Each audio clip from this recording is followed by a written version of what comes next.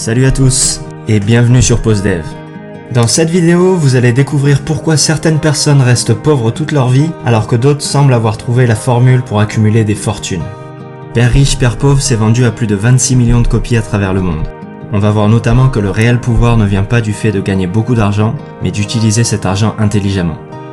La principale raison pour laquelle les riches s'enrichissent et que les pauvres deviennent de plus en plus pauvres, c'est que le sujet de l'argent n'est pas enseigné à l'école. Et il est difficile pour des parents pauvres d'expliquer à leurs enfants comment gagner de l'argent, car ils n'ont eux-mêmes pas pu sortir de cette situation. Ils doivent donc se rabattre sur ce qu'ils considèrent être le meilleur conseil possible pour leurs enfants: va à l'école et travaille dur pour obtenir des bonnes notes. Robert Kiyosaki avait lui aussi un père très éduqué, mais qui n'avait aucune idée comment gérer ses finances.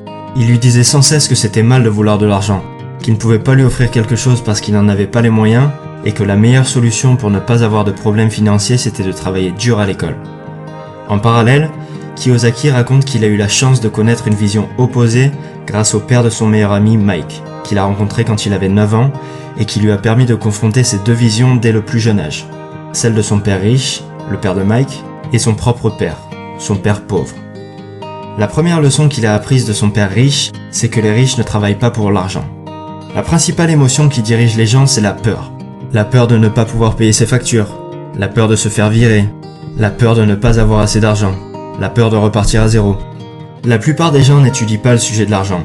Ils se contentent de trouver un job, gagner un salaire et payer leurs dépenses, et ils pensent que c'est plus d'argent qui va régler leurs problèmes. Mais ils ne réalisent pas que le problème ce n'est pas leur manque d'argent, mais leur manque d'éducation financière. Cette peur de ne pas avoir assez d'argent est couplée d'une autre émotion puissante, le désir. Le jour où on reçoit une augmentation, on commence à réaliser toutes les choses que cet argent peut nous acheter. On se dit pourquoi pas acheter une plus grosse voiture, un appartement plus grand et mieux placé, et des expériences plus stimulantes et plus coûteuses, jusqu'à ce qu'on réalise qu'il nous faut plus d'argent. Et c'est comme ça que l'argent finit par prendre le contrôle de nos vies et qu'on se retrouve coincé à travailler dans un job qui nous plaît pas, simplement parce qu'on n'a pas pris le temps de s'éduquer sur le sujet de l'argent. Robert Kiyosaki appelle ça la rat race, ou la course de rats. On s'imagine un rat de laboratoire courir dans sa cage pour trouver une sortie, alors que son sort est déjà scellé. La première clé consiste à réaliser qu'on ne peut pas se contenter de tirer 100% de nos revenus de notre travail salarié, pour ne pas se retrouver coincé dans la course de rats. Ce qui importe, c'est pas combien d'argent vous gagnez, c'est combien d'argent vous gardez. On a tous entendu parler de ces gagnants du loto qui passent d'un seul coup de 0 à 10 millions sur leur compte en banque pour finir fauchés dans l'année, ou des anciens joueurs de foot qui gagnent des millions à 20 ans, mais qui font la queue chez Pôle emploi 10 ans plus tard. La solution, c'est de développer son éducation financière.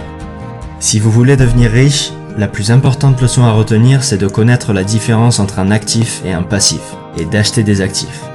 Les riches achètent des actifs, alors que les pauvres achètent des passifs qu'ils pensent être des actifs. Un actif va mettre de l'argent dans votre poche, alors qu'un passif va prendre de l'argent de votre poche. Un actif va créer pour vous un cash flow positif. Si par exemple vous avez publié un livre ou un e-book de qualité pour un prix de 10 €, chaque vente créera pour vous une rentrée d'argent, ce qu'on appelle un cash flow positif de 10 €. Toute chose qui génère un cash flow positif est un actif. Si cet actif ne requiert pas ou très peu de votre temps, on parle d'un revenu passif, contrairement à un revenu actif comme un salaire pour un job qui nécessite votre présence. Si au contraire vous avez un abonnement de cinéma qui vous coûte 40 € par mois, cet abonnement génère un cash flow négatif de 40 € tous les mois. C'est un passif. Notez que c'est le caractère répétitif qui nous intéresse ici. Chaque vente de l'e-book va créer une rentrée d'argent et chaque mois d'abonnement va entraîner une sortie d'argent. Si on analyse comment une personne gère son cash flow, on peut rapidement dire si cette personne est éduquée financièrement et prédire son avenir financier. Ce qui manque dans l'éducation financière des pauvres, c'est pas comment gagner de l'argent mais comment gérer son argent. La plupart du temps, plus d'argent ne règle pas les problèmes d'argent. Pour rendre ça un peu plus concret, laissez-moi vous donner un exemple en imaginant le bilan financier de père riche et celui de père pauvre à leur sortie d'école. Père pauvre gagne tous les mois 1500 € grâce à son travail. Ces 1500 € servent à payer sa voiture, son loyer, ses repas et lui laissent un surplus de 200 € pour financer ses sorties du week-end et s'acheter des abonnements de télévision et le dernier iPhone. Son bilan financier ressemble donc à ça. Un revenu 100% généré par son job, qui est égal à ses dépenses. Une quantité de passifs qui s'accumule et des actifs inexistants. Il emboutit sa voiture et doit donc s'endetter pour financer les réparations, car il n'a pas d'argent de côté. La seule solution pour sortir de cette situation est de négocier une augmentation ou commencer un petit boulot à côté pour arrondir ses fins de mois. Père riche gagne lui aussi 1500 € par mois. Il couvre également ses dépenses en nécessité, mais choisit de mettre de côté les 200 € de surplus tous les mois pour investir dans la start-up d'une amie en qui il croit vraiment. 2 ans plus tard, la start-up de son ami est enfin profitable et lui rapporte 500 € tous les mois, auquel s'ajoute l'argent qu'il gagne grâce à l'e-book qu'il a écrit sur sa passion, le trail en haute montagne, qui lui crée également un revenu secondaire. Il a investi 500 € qu'il avait pu mettre de côté pendant ses études dans des actions, mais les cours se sont effondrés et il a quasiment tout perdu. Mais ça n'a plus d'importance parce que Père riche a désormais, 4 ans après sa sortie d'école et grâce à ses 2 autres investissements, un revenu passif de 1500 €. Et maintenant que ses actifs lui génèrent un cash flow positif supérieur au cash flow négatif de 1300 € généré par ses dépenses en nécessité, Père riche a atteint son indépendance financière. Il peut choisir de continuer ou non de travailler dans son job. Son bilan financier ressemble donc à ça, un revenu qui provient pour 50% de son job et pour 50% de ses actifs, nettement supérieur à ses dépenses et beaucoup plus d'actifs que de passifs. Vous aurez atteint l'indépendance financière le moment où vos actifs vous généreront un revenu supérieur à vos dépenses. Si ce revenu est en plus passif et ne nécessite pas ou peu votre intervention, comme l'entreprise d'un ami ou l'e-book de l'exemple précédent, vous pouvez tout simplement faire ce que vous voulez de votre vie.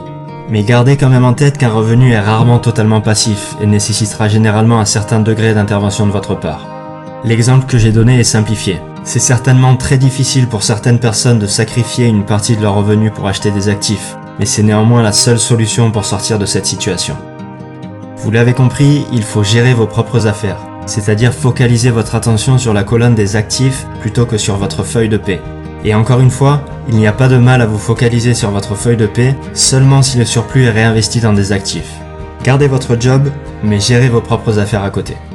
Vous avez différents types d'actifs que vous pouvez acheter. Vous pouvez développer un business qui puisse dans l'idéal se passer de votre présence, acheter des titres boursiers, acquérir des droits sur des musiques, des scripts ou toutes sortes de brevets, créer un blog, investir dans des entreprises, dans l'immobilier ou toute chose qui génère un revenu ou dont la valeur s'apprécie dans le temps. Quand vous investissez 1 € dans vos actifs, il ne faut jamais qu'il sorte de ces actifs. Imaginez-vous que chaque euro qui va dans vos actifs devient votre employé. Et ce qui est bien avec l'argent, c'est qu'il travaille jour et nuit et peut travailler pendant des générations à faire marcher l'économie et en créant pour vous un revenu. Pour simplifier, imaginons que vous ayez acheté une place de parking pour 1000 €. Vous pouvez dépenser le revenu que génère cette place de parking, disons 50 € par mois, mais il ne faut pas chercher à récupérer les 1000 € en revendant la place. Imaginez que vous ayez une poule. Vous pouvez soit décider de la garder pour récupérer tous les œufs qu'elle peut produire, soit la revendre pour le prix d'une centaine d'œufs, sachant qu'une poule peut en pondre 600 dans sa vie, qui peuvent eux-mêmes devenir des poules pondeuses. Ce qui peut paraître être une bonne décision à court terme n'en est pas une à long terme. Par contre, une fois que votre cash flow commence à augmenter, vous pouvez dépenser cet argent généré par vos actifs pour acheter ce que vous voulez, étant donné que vous ne perdrez pas votre actif générateur de revenus en faisant ces dépenses. Et donc vous resterez riche. Un produit de luxe doit être la récompense d'avoir investi en développant vos actifs. Maintenant que vous avez développé vos propres affaires, vous allez pouvoir découvrir le plus grand secret des riches qui leur permet de garder leur avance. Les sociétés. Kiyosaki détruit le mythe selon lequel les riches payent pour les pauvres en expliquant que c'est la classe moyenne qui paye. Simplement, les riches utilisent les sociétés qu'ils possèdent pour financer leurs dépenses en passant un maximum en frais d'entreprise, qui sont moins taxés que les salaires. C'est donc les revenus de la classe moyenne qui sont majoritairement visés par les impôts. Je passe rapidement sur ce point-là parce que ça s'applique plus difficilement pour les PME en France, qui sont beaucoup plus taxés qu'aux États-Unis. La dernière leçon que j'ai retenue de ce livre, c'est que les riches inventent l'argent. Il faut d'abord développer nos connaissances avant de chercher à gagner de l'argent. Avant de commencer à investir, il faut d'abord apprendre à investir. Et grâce à ces connaissances, vous allez pouvoir créer de l'argent à partir de rien grâce à vos idées. Mais ce qui fera réellement la différence est déjà en vous. Dans le business et dans la vie, c'est pas ceux qui sont intelligents qui réussissent, mais ceux qui sont audacieux. Et voilà pour Père riche, Père pauvre de Robert Kiyosaki. J'ai fait toute une vidéo sur comment devenir riche, alors n'hésitez pas à la regarder si ça vous a plu. Pensez aussi à vous abonner et à liker la vidéo. Et n'hésitez pas à me dire aussi dans les commentaires ce qui vous a le plus marqué dans cette vidéo. À très bientôt.